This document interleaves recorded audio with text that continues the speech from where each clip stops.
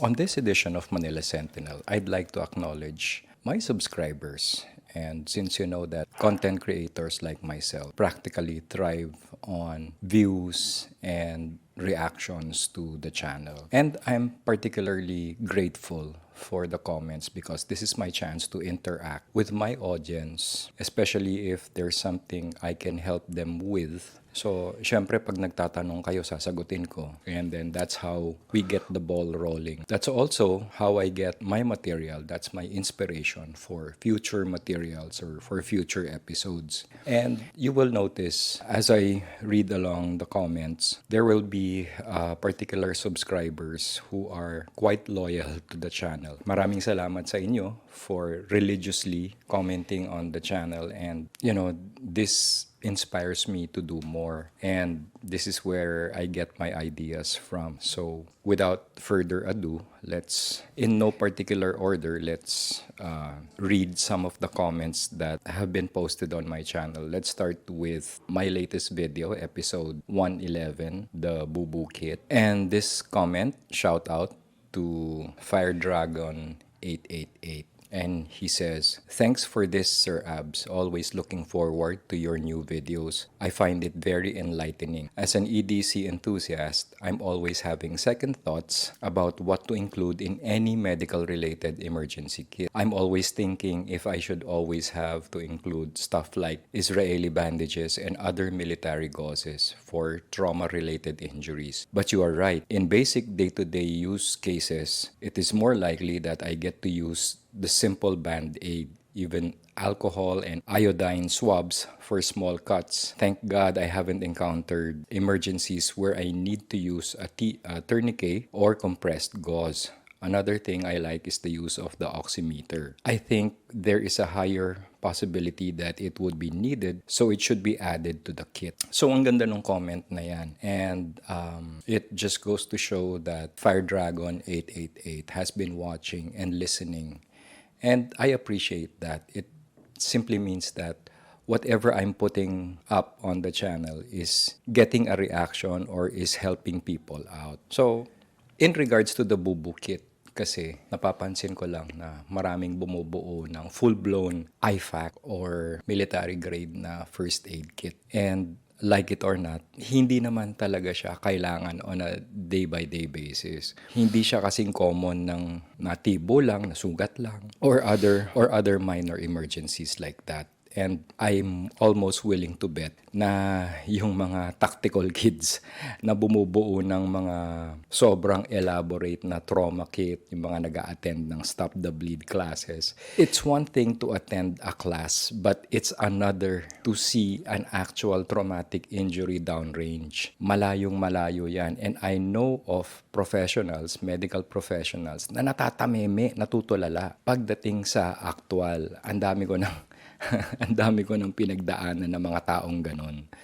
So, it's cool to have like a Gen 7 Narna TQ, Israeli bandage, and all the cool gadgets and all the cool trauma kit stuff. But like it or not, a real emergency, a real traumatic injury like a gunshot wound, stab wound, or somebody who gets blown apart, mahirap siyang i-treat. And yung simpleng CPR nga lang, ang dami ko nakikitang natatameme. How much more when something like somebody gets blown up or shot to shit? How much more traumatic can that be for the responder? So thank you, Fire Dragon, for acknowledging yung aking munting bubukit video. And on a minor note, Shanghai Yancy says, "Good info, thanks."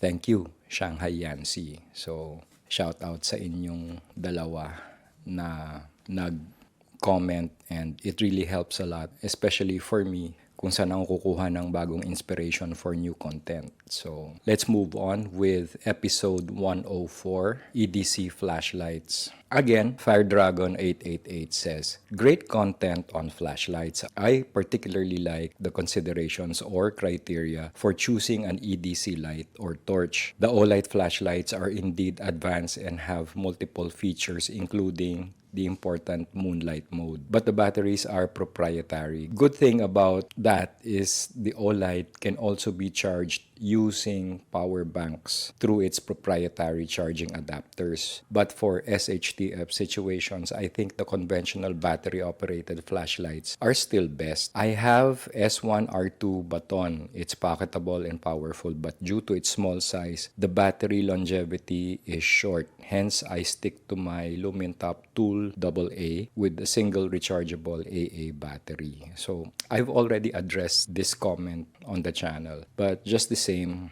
nakita naman natin na kahit paano naging positive yung effect kay Fire Dragon 888. And when it comes to flashlights again, I never recommend getting the high-powered flashlights. Kasi merong grupo yata na wala mga addict sa flashlight na puro high-powered yung kinukuha nilang flashlight. And I don't advocate for that simply because high-powered flashlights also mean high battery drain and therefore shorter battery life. And it's not really good for an SHTF scenario where you need every ounce of juice that you can get from your batteries. So, kailangan talaga tumagal yung mga batteries nyo in an SHTF scenario. Going forward, Rick FJ7TT. What flashlight would you recommend for my wife to carry in her car for brightness and warning if stranded on the road? It would be BIC, hindi ko alam kung ano ibig sabihin niya, to be able to replace the batteries in it as well. Thank you. So, Rick, I think I've already addressed this. I'm not particularly familiar with all the latest flashlights in the market right now. Pero just the same, yung mga nirecommend ko kagaya ng Lumintop brand, Solar Force, and other flashlights that run on ordinary AA batteries are practically the best choice for anybody, not just your wife. Sobrang dami na ng flashlight ngayon. Sobrang layo na ng technology from the time that I first carried the flashlight to how flashlights are today. Medyo malayo na ang narating ng technology. Marami ng features ang mga flashlights these days. So I don't exactly know in terms of make and model kung ano ang i-recommend ako sa'yo. Okay, going forward, let's go to episode 101 EDC update for 2025. Again, shout out Fire Dragon 888. And he says, thanks for creating this kind of content. I am also an EDC and urban survival enthusiast, so I immediately subscribed to your YouTube channel. Keep them coming as I also learn from like-minded content creators like you. Just have a question though. So he goes on to discuss about a Victorinox compact. So na-address ko na yung tanong niya na yan.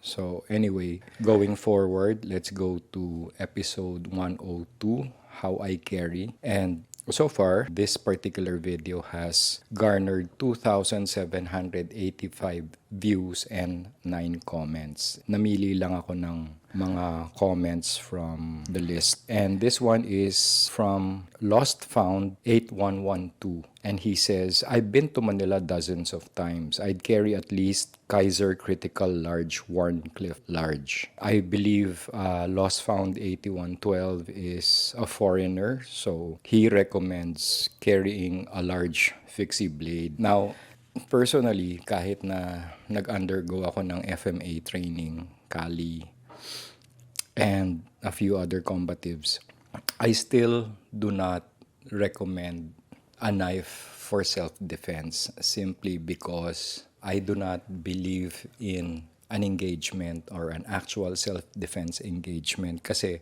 once you engage, you have to commit, meaning it's a fight that you will have to gamble on. So, life or death situation na yan eh. If it comes to that, ibig sabihin, nag-breakdown na yung security protocols mo, nauwi ka na sa sitwasyon na you have to use your knife as a close combat weapon, and that's not going to end very well for either party. Nasa dalawa lang yan eh, either hospital or cemetery ang labas mo. And for me, although I carry a knife practically every day, I still consider my knives for utility. Pag inisip mo ang knife for self-defense, full contact yan. Di kita ng labanan yan. So, good luck if it comes to that na kinailangan mong bumunot ng knife and use it for self-defense. It's just, let's just be realistic. It's hard to be optimistic when you talk about knife fighting, and somehow,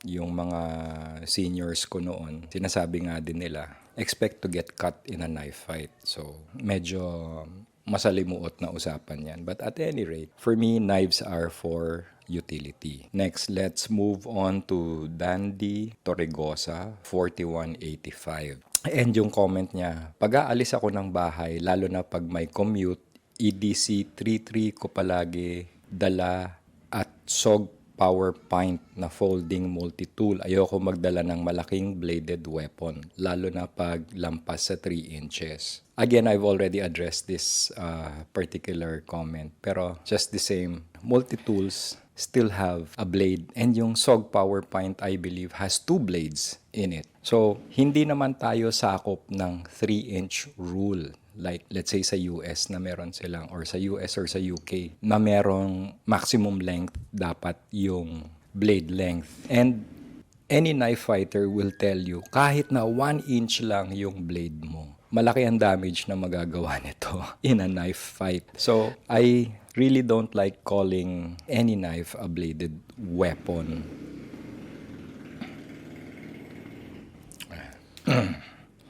Dami tayong kapitbahay. Yun, my main point is, I don't like calling a knife a bladed weapon. Kasi nung araw, maski yung Swiss Army knife, ang tawag nila bladed weapon, which is not appropriate for that particular tool.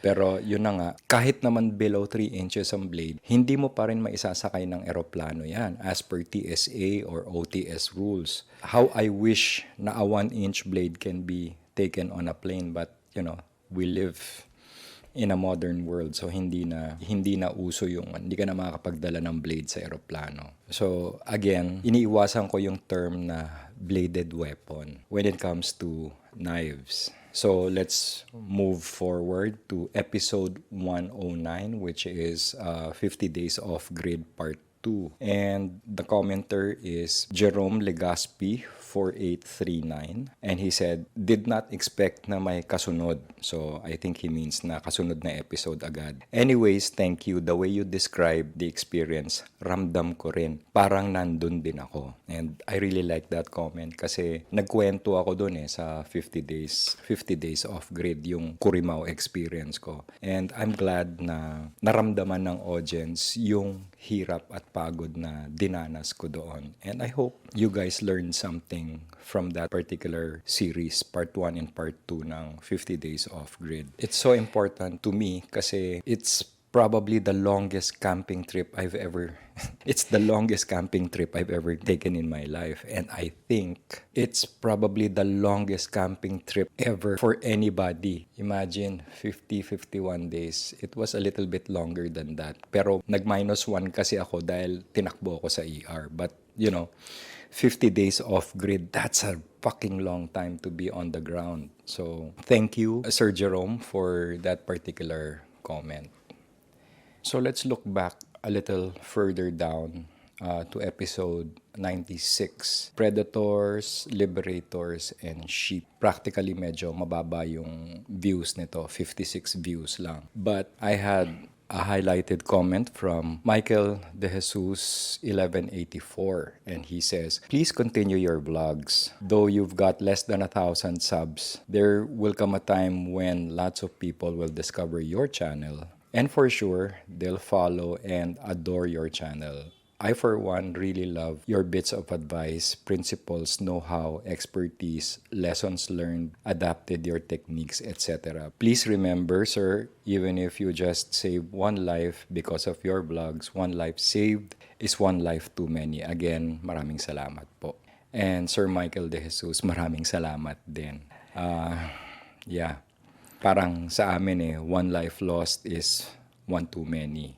Sa kanya naman, one life saved is one life too many. And this has been a principle of mine ever since I was a school teacher and during my media days na if you can reach out to just one person in your lifetime, then your journey would be half fulfilled. And I believe in that expertise, medyo questionable. Hindi ako expert in anything. It's just that I have a vast experience in a lot of things. So, mahirap kasing pikein yung experience eh. Kaya nagmumukha akong, siguro dun ako nagmumukhang expert. But you can never beat experience. Lalo na, yan yung sa Corimao when, I played with bushcrafting for a while and reacquainted myself with the camping life and all that. This all comes from experience eh. So, kung mukha akong marunong, medyo matagal ko na kasing ginagawa. And I'd like to put emphasis on those kinds of skills as a survivalist, as a readiness practitioner, kesa yung pag-usapan lang natin ang mga baril-baril, kesa pag-usapan natin ang mga gadget, reviews of whatever is the latest on the market. Hindi ako ganon. I would like to concentrate more on helping people out, making the right decisions, and help people achieve that level of readiness that I'm currently in right now. Kasi medyo mahirap ma-achieve yun eh. How I wish that I can impart that. Kasi right now, maraming nandun lang sa prepper phase eh. Hindi pa sila umaangat doon. But I'm hoping na somehow I can get people to level up a little further. And going forward, let's move a little further down. Episode 42, ito yung Everyday Carry System or EDS, which garnered only 210 views. And again, Sir Michael De Jesus commented, I've been a prepper for many years now. I just discovered your channel. You are really, really good. Many thanks, sir. Medyo, yun na nga, kakasabi ko lang, mahirap kasing pikein ng experience eh. And mahirap magpanggap. Kaya kung ano man yung nakikita nyo on this channel, it's a product of a vast, matanda na kasi ako eh. So, experience na lang talaga yon. And let's go to episode 99, my season finale. Again, to paraphrase Fire Dragon 888. Thank you again, sir, for making these kinds of videos. Please make no mistake about the fact that there are people, me included, that are into the same advocacy or hobby. Please continue making your videos as they are informative and has value add to practically everyone who gets to see it. I also watch and subscribe to other EDC-themed YouTube channels, and I agree with you that sometimes they become about selling. Yun na nga sinasabi ko. Please be assured that though there are still a lot of people who remain true and committed to use YouTube and social media for learning and to connect people, your channel does that. I'm hoping na yun na nga ang epekto ng Manila Sentinel, is to connect people and to be an avenue for learning. Medyo maingay na naman yung... But anyway, continuing with episode 99, Herm's channel. Ang ganda ng sinabi niya. Herm's channel. By watching your videos, you have inspired me to make other kind of videos on my YouTube channel. I wish you a blessed new year. And I believe si Herm's channel, I think he does watches. I don't know. I'll check on that. Thank you, Herm's channel, for commenting on my season finale video. And moving forward, let's go to episode 102, which is the Urban Fixies, which is one of my, medyo malaki ang viewership nito, 845 views. And let's highlight the comment by the J-Word 72. Got recommended to your most recent video and have been going through your catalog. Thank you for your dedication in clearly presenting such important topics. I have been carrying a pocket knife for some time, but the speed of deployment has become a huge issue for me, as the hinge mechanism and lock don't allow for easy opening with a proper grip. You convinced me to get my first carry fixie. Subscribe. Thank you, the J-Word 72, and I believe I don't know where you're from, but I'm glad that I helped inspire you to carry a fixie blade. Although, like I said, again, I'll have to do another EDC update because for the past 2 weeks, I've again shifted my everyday carry system to something else. So watch out for that video. Continuing with the comments on the Urban Fixies episode, 977 Marek says, I'm more of a folder kind of guy, but recently I started carrying my Ontario Rat 3 Hunter in D2 steel. Boy, that knife is so good. I can definitely see the appeal of a fixed blade. So I have to agree, Marek, 977 Marek. I do like a good fixie blade whenever I can get it. And that just goes to show that people still appreciate what I do, and a lot of them agree with what I say, or at least, at the very least, I get people who agree with whatever Manila Sentinel is pushing forward. Sabi ko nga, it doesn't really matter if I get all the subscribers. This channel is quite small and there's not much I can do about it. I'm doing my best.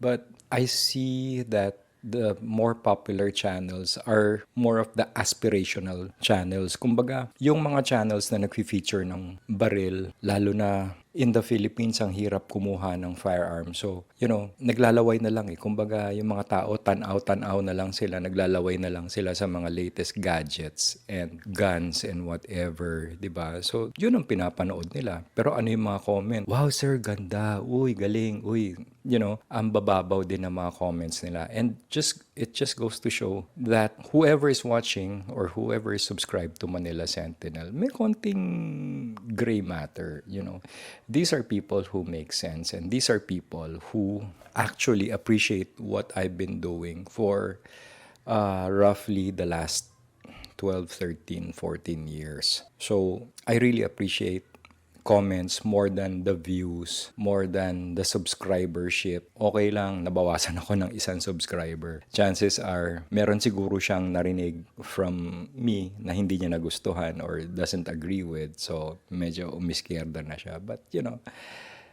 just goes to show na you can't please everybody, and siguro mababaw lang din ang pangunawa ng taong yon. So, I appreciate it a lot that you subscribe to the channel, and I appreciate it more when you do comment like that because it gives me a chance to interact. And I think that's more important for everybody, for me and my audience, to interact kaysa yung mag-present lang ako ng mag-present. Nagpe-present nga ako ng bagong gadget, kaya lang, people cannot afford that particular gadget or people cannot afford that particular firearm. That's the reason why I don't feature firearms on this channel that much because number one, I don't own one. Number two, wala akong masyadong makuhanan or nobody sponsors me to do that. So, saan ko kukunin yung mga products? Wala rin naman. And it's so pointless because survival, readiness goes way beyond just, firearms and the cool shit. It transcends everything you've ever known. And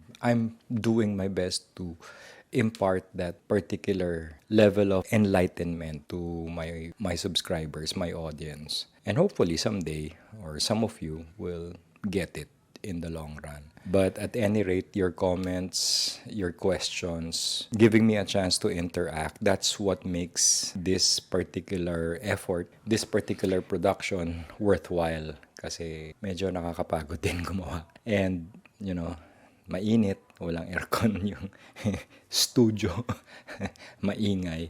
Kumukuha pa ako ng time. And, all that shit na I have to go through just to make one episode is a monumental effort, to say the very least. So I appreciate it when you do comment. I appreciate it when you do post a question and you give me a chance to interact with you. That's what I really, really appreciate. So anyway, that's been the long and the short of it. This has been Abs Abando for Manila Sentinel Raw. Your comments keep me going. Runway 100, maintain runway heading, climb 3,000 feet, runway 13, clear for immediate takeoff.